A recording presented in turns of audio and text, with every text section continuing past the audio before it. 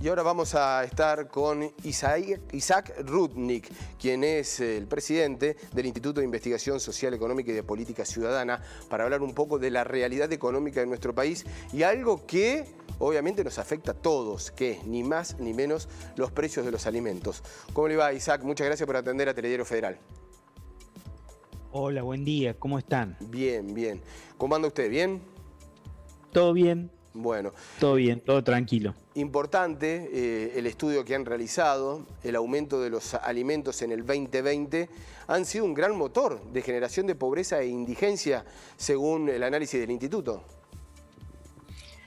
Sí, en general todos los análisis, no solo el nuestro, sino de otros centros de investigación, como el de la Universidad Católica, o digamos, la publicación que hace el propio INDEC sobre los efectos en particular sobre los efectos del COVID-19, de la pandemia durante el año 2020, indica que hubo una incidencia muy negativa sobre los sectores de menores ingresos, o sea, un aumento muy importante de la pobreza y de la indigencia también. O sea, estamos hablando de en zonas como el conurbano bonaerense, de un 13,5% de la población del conurbano en condiciones de indigencia, o sea, son familias, personas pertenecientes a familias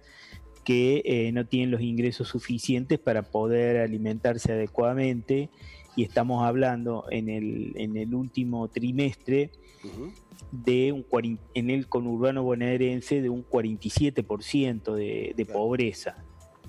Con lo cual, obviamente estamos en un 50%, cercano a la mitad de la población, en esas condiciones. Obviamente, sí. Sí, no, como para ir desglosando un poco, porque, a ver, ustedes también realizaron un estudio, no alcanza, indudablemente, hace falta mayor dinero y más tarjetas a alimentar, hace falta más IFE, seguramente que también. A todo esto digo, más planes como para estar atenuando esta situación. Pero muchas de esas personas que se llaman, o los nuevos pobres, en esa categoría, si se quiere, sociológica, mucho tiene que ver este aumento de alimentos y que no están absorbidos por el Estado, porque por ahí no estaban ni siquiera registrados como para llegar a una tarjeta alimentar, para tener contemplación de un IFE.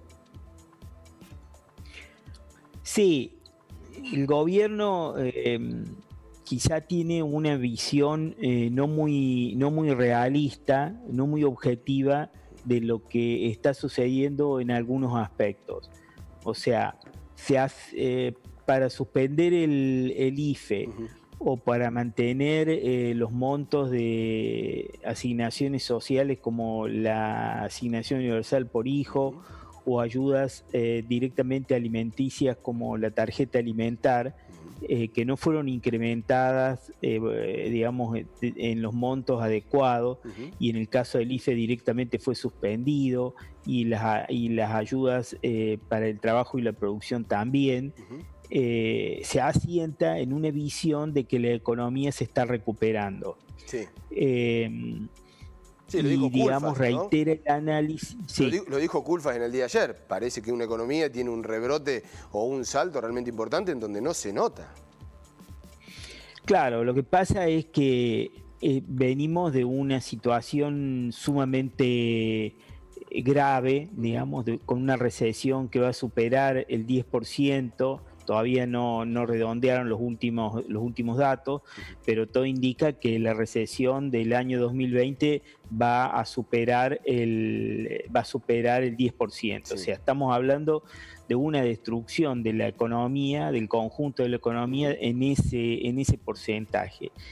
Dentro de ese porcentaje también hay que desagregar cómo afecta a los distintos sectores, y en particular a los sectores de menores ingresos, es donde los niveles de desocupación son mucho más altos que el promedio, los niveles de informalidad de la economía, del funcionamiento de la economía, y por tanto del trabajo precario, son mucho más altos que en el conjunto de la sociedad, con lo cual esta recuperación, que si la analizamos la continuamos analizando solo con porcentajes generales nos estamos equivocando, porque las cifras que da el gobierno de cierta recuperación industrial, de cierta recuperación de otras variables, las exportaciones, el saldo comercial, son reales. La llegada a estos sectores de menores ingresos todavía no está lejos de ser en la misma magnitud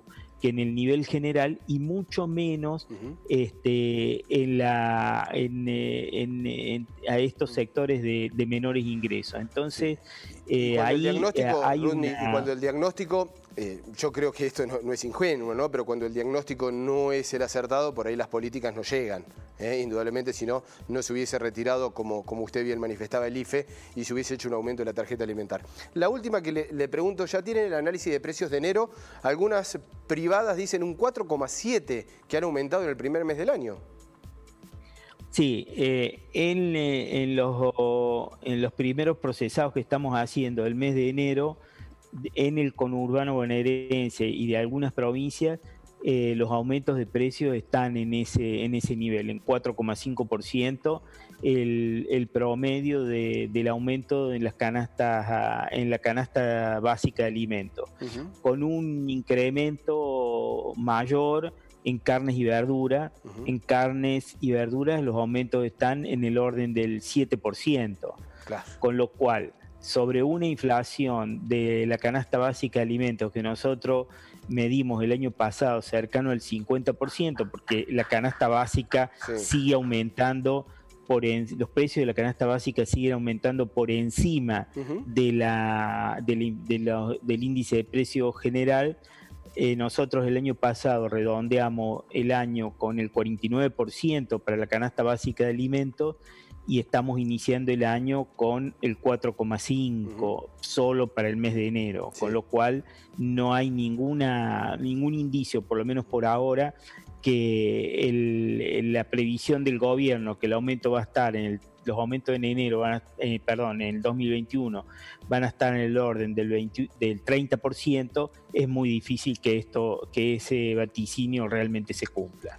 Isaac Rudnick, muchas gracias por esta atención para con Telediario Federal, muchas gracias por el trabajo también muy interesante, porque indudablemente las crisis, la pandemia, no le pega a todo iguales, ¿no? Siempre los más desfavorecidos son los más vulnerables. Un fuerte abrazo. Un abrazo para ustedes y muchas gracias por llamar. No, por favor, es un placer.